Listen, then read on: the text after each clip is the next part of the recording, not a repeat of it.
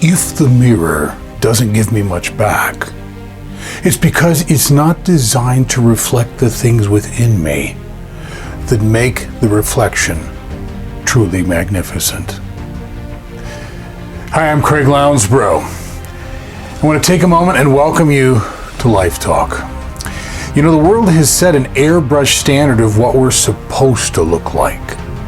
This photoshopped menagerie of idealized versions of a perfected humanity demands something of us that none of us can achieve.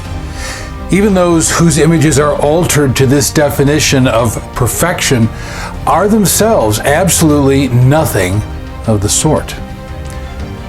The culture defines beauty, but it cannot demonstrate what they define as beauty unless they fabricate it.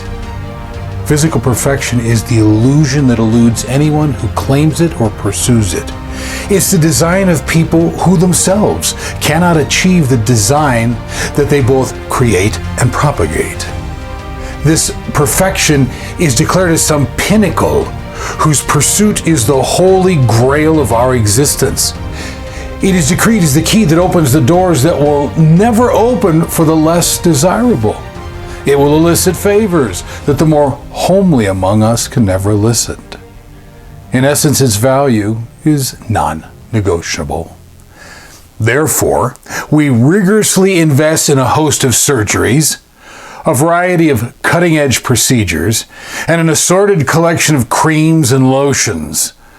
We sweat through an endless variety of trendy workouts that claim to put us one step closer to this pinnacle of our humanity. We dive into whatever diet that happens to have the blessing of some trending celebrity or health guru. We spend hours preening in front of the mirror. We take thousands of selfies in order to capture just the right angle that accentuates everything that we want to accentuate and that hides everything that we don't. Our interactions with the world around us becomes dictated by a shrewd and entirely exhausting game of flaunting that which we believe to be beautiful and disguising that which we don't. We're driven to present a pristine self that is pressed, clean, orderly, well-groomed, tight in the right places, and loose in the places that enhance our appearance. Imagine, if you will, the amount of energy that we invest in our appearance.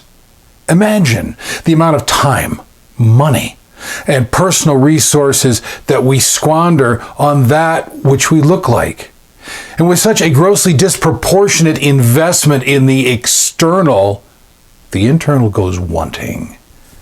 The essential essence of who we are is left languishing as the red-haired stepchild to the physical part of ourselves that can never and will never define the whole of ourselves. We are ambushed by the power of the airbrush. Look, your humanity is too vast to be held hostage to the veneer of your appearance. The essence that you bring to your world is housed in the powerhouse of your humanity, not the smoothness of your complexion. Your abilities will always outclass your body type. Flexing a muscle changes nothing. Flexing your mind, well, that can change everything.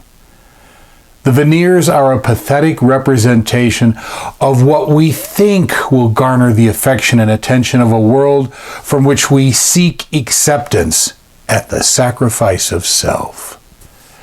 Veneers are a mortifying trade-off where our desperate need for acceptance drives us to betray ourselves in a deathly exchange of identity for appearance. And despite its destructive nature, this photoshopped menagerie of idealized versions of a perfected humanity reigns over a diluted culture. It's the template by which all other templates are judged, modified, or mortified. It is the reflection demanded of every mirror. And acquiescing to this weak standard, we begin to judge ourselves in relation to that standard. We lay out some sort of culturally biased continuum in our heads, and then we gauge our value based on where we place ourselves on that continuum. We live a life where the entirety of our resources are spent fighting our way up that continuum. The understanding of who we are and any value that we possess becomes based on where we've landed on that continuum and how aggressively we're working our way up it or have fallen down it. In the book, The Self That I Long to Believe In, I wrote the following. I would have you think about this. Our existence alone is the greatest statement of our worth and the clearest evidence as to our value. What we do with that existence is up to us. But the sheer reality of that existence evidences value. The fact that I am writing this and you are reading this attests to the fact that we both have immense value because we both exist to do both of those things. And that thought is built upon by a later quote in the book, which reads this way. Each of us needs to embrace the fact that our value is in who we are. And we need to widen that thought by understanding that this value that we carry within us exceeds our greatest estimation of it. It will readily eclipse anything that we do. Now, none of this has anything to do with our appearance. The essence of your greatness is not based on what you look like in any mirror. It's based on what you want to do with the person that's in the mirror. It's ferreting out the rich storehouse of gifts, talents, and abilities that reside within your heart. These will handily eclipse any reflection. And I would go so far as to say that cultivating who we are will lend such a power and vibrancy to our presentation that our physical appearance will be swallowed up in the release of who we are. People won't seek you out because of how you look.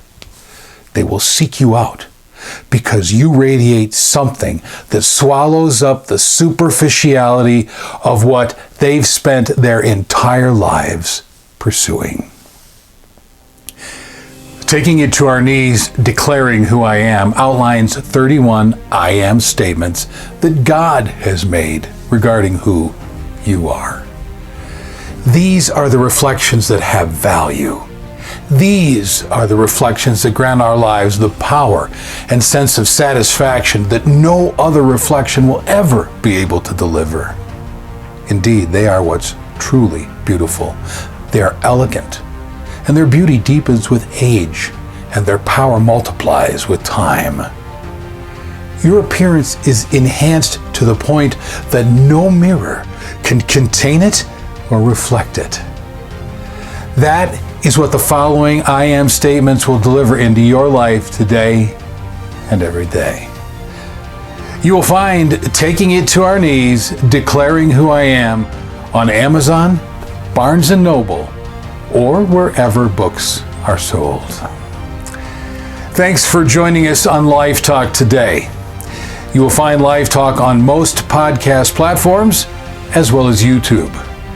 I would also encourage you to check out our daily posts on all of our social media sites. Thanks for being here today. I look forward to seeing you next time. Who am I? I am what everyone needs me to be. My job, my relationships, my family, the culture. I have become what they've wanted me to be. And having lost myself in it all, I find myself asking one of the most important questions I will ever ask. Who am I? And whoever that is, where